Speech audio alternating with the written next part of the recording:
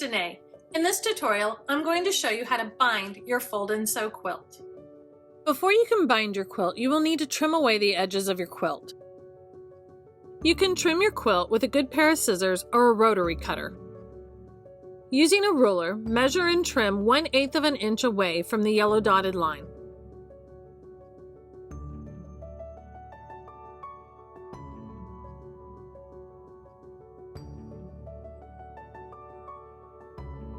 Iron your pre-washed binding on the ironed cotton setting.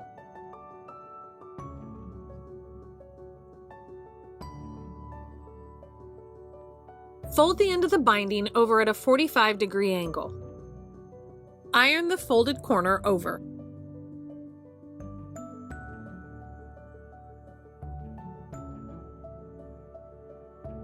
Fold the binding in half lengthways and then iron.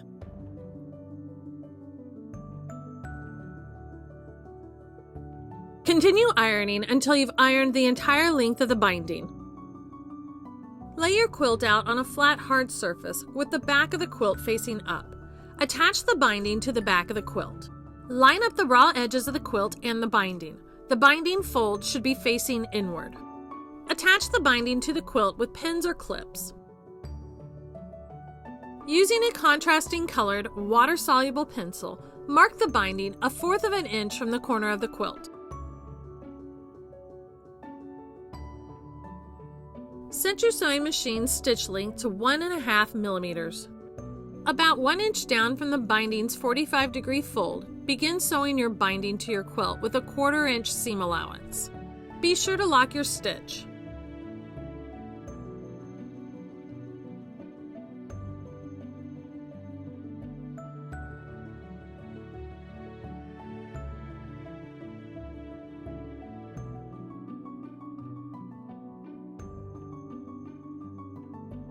When you reach the corner of your quilt, place your sewing machine needle in the down position into the pencil marking that you made. With your needle still down, turn your quilt 45 degrees so that the corner of the quilt is now facing you. Sew a 45-degree angle to the edge of the quilt. Lock the stitch when you are finished.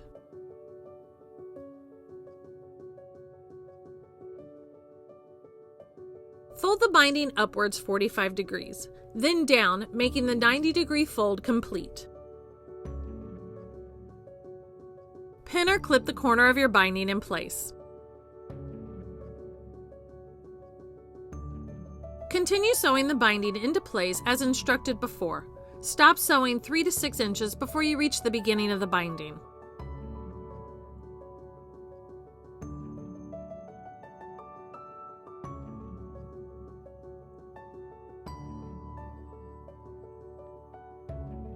Cut the binding where your binding stitches begin.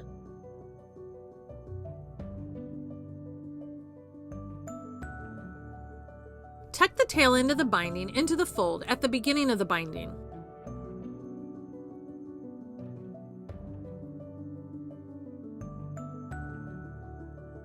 Clip or pin the tucked binding into the quilt. Now you can sew the tucked binding to the quilt. Lock your stitches when you reach your already stitched seams. Turn your quilt over and fold the binding over to the front and pin or clip the binding to the front of your quilt.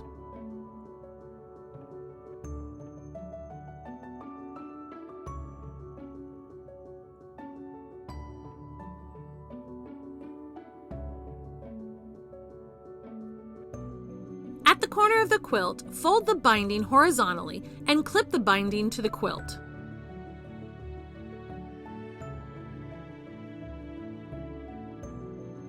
Then fold the binding down vertically, making a 45-degree corner. Pin or clip the binding to the rest of the quilt.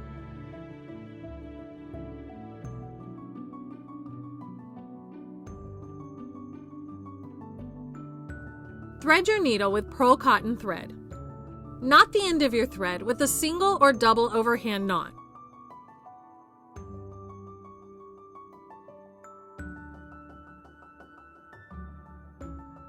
Unclip one clip and open up your quilt binding. Pierce your needle through the 3 quilt layers from the back of your quilt to the front of your quilt through the machine binding stitches. Pierce your needle through the top of the binding and pull the needle and thread through the binding. Stitch a running stitch along your binding. Be sure to go through the binding and the quilt top with every stitch, but be careful not to stitch through the back of the binding.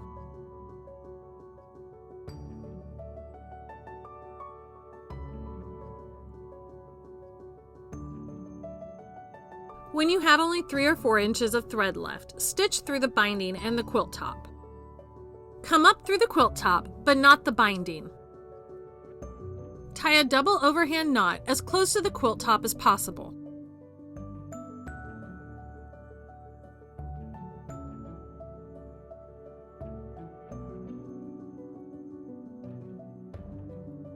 Clip the thread and tuck the knot up under the binding.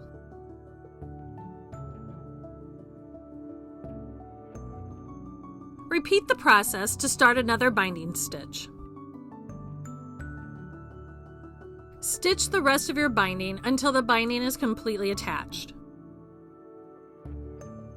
Congratulations, your quilt is complete. Thank you so much for watching these video tutorials.